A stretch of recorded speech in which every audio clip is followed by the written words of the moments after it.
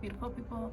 Hello, welcome back to my channel. My name is Ayana. I am your host at Just Being Me TV, and I am the owner over here at Earthly and Divine LLC.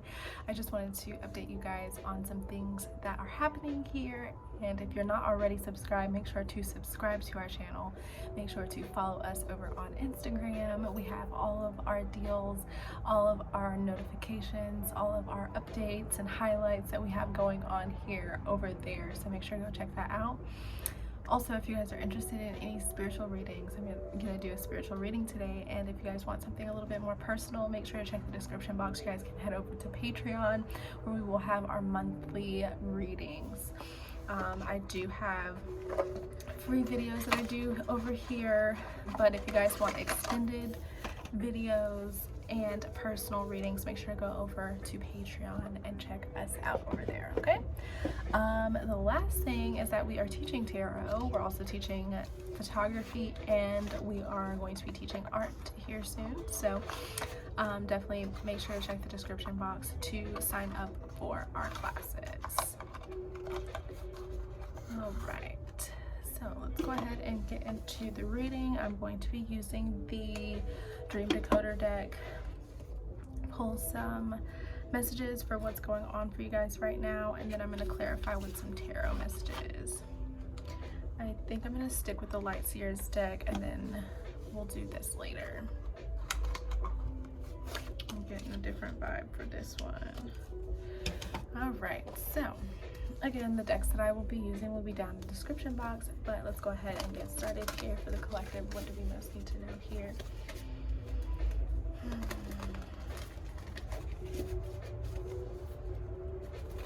What are the energies for the collective right now?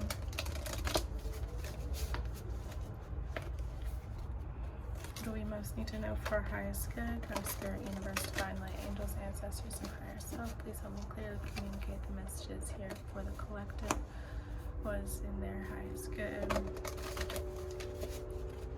What do they most need to know at this time?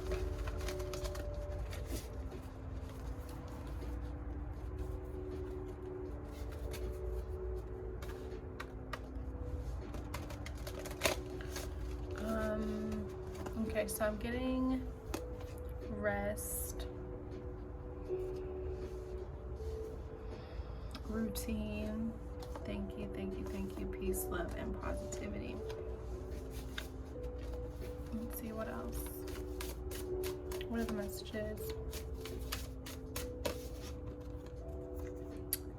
Okay, so we've got cheating on a partner. Let's see, that one has to pop out. I'm not going to take it. Apparently that's not the message here. Well, let's shuffle one more time. Okay, this one is it. Insects, reptiles, which could still signify that kind of too. So we're going to read this message and see. At the bottom of the deck, we have demon or monster. And then we also have sex. So yeah, that wasn't too far off from cheating on a partner. So if that resonates with you, definitely make sure to let me know what resonates in the description, in the comments. Let me know what resonates in the comments. But yeah, insects, reptiles. So this says, within the animal kingdom, reptiles and insects carry a strong symbolic charge with largely negative overtones. In dreams, they typically represent worries or threats in your waking life. A reptile can indicate emotional coldness or possibly a situation or relationship you would benefit from dealing with rationally rather than emotionally. A snake, traditionally symbolic of deviousness, can be a sign that greater honesty is required, either from you, yourself, or from someone you're involved with.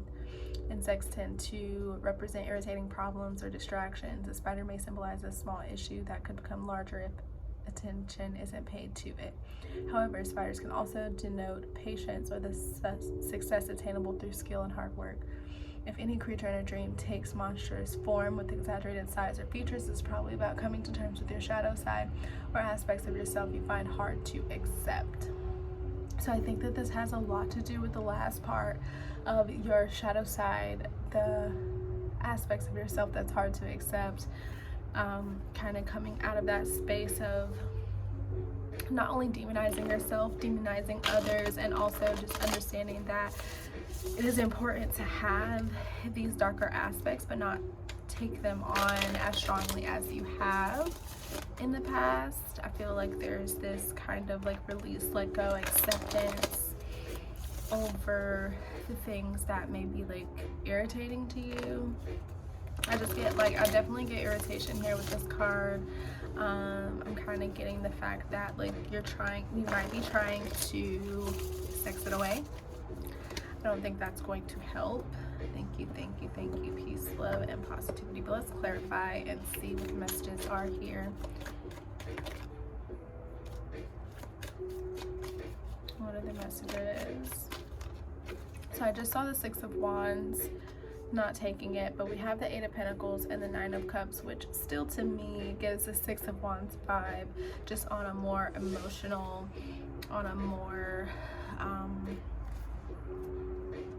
like material level here. So with the Eight of Pentacles and the Nine of Cups, you're self-fulfilled, you're working hard on yourself, and I feel like you've kind of hit a block in the sense of the Seven of Pentacles, meaning that you're trying to understand what to invest in next. You're trying to understand what your next steps are, and I feel like you could possibly be getting distracted here, or there's something that these insects or reptiles that are trying to show you working through this next phase, working through this next emotional phase here. And again, it says that it can reptile can indicate emotional coldness, or possibly a situation or relationship you would benefit from dealing with rationally rather than emotionally. So understanding also the differences of how to work with different emotions, work with different situations, work with different tools here is what I'm getting here from this. Also behind the Seven of Pentacles is the Ace of Pentacles, and then we've got the Hanged Man. So I feel like there's some work that you're wanting to do with other people. There's some work that you're wanting to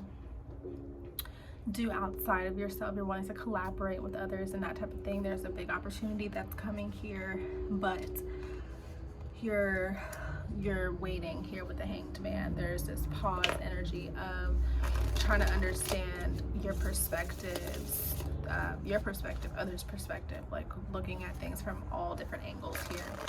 So trying to get a good grasp or a good idea, a good vantage point of this situation. What else do we need to know before we close it off? There's the Seven of Pentacles. So yeah, clarifying that, trying to figure out what the next step is. Yeah, the Hermit. So we had the Hanged Man, but now it's Hermit energy. So it's like we're not moving just yet, and that's okay, because you're starting to you're exploring. I feel like you're doing a lot of exploring within. You're doing a lot of work within, and there's some things that you're not really liking, but you're still moving forward and wanting to put in the effort and work towards finding a good balance. Because I think that sometimes we get frustrated with trying to solve all the problems all the time. We get frustrated with feeling like there's a lack or a need to do, or a need to fulfill, and it's like you're walking away from that. That's something that it's been hard for you to carry. It's been hard for you to walk through, and it's been hard for you to navigate that energy. So it's like you are doing the best that you can on letting that part go, because once you let go of that lack and that frustration, the distractions, you let all that stuff go, it's like you find yourself in this space of, I don't want to say emptiness, but it just feels like this, it's space. You find yourself in a space where you have time, you have things to fill, or something needs to be filled. And to me, it looks like you. It looks like we need to fill up our cup. We need to fill ourselves up, and we don't need to move. We need to look at things where we are from different perspectives. We need to look at where we are and see how releasing and letting go, moving into calmer waters, moving into a calmer space is going to help you to have a new opportunity, have a new perspective, have a new outlook or idea about yourself, how you feel, where you're headed, and where you're going. Okay, so I hope that this helped. I hope that you guys got some clarity and insight from this. Let's see if there's any final messages here. where we go. And again, head over to Patreon for our extended. Okay, so we've got castle. Castles, ancient buildings, and tombs. A castle, like a house, can be interpreted as the ego or your inner world, which is what we've literally been talking about, right?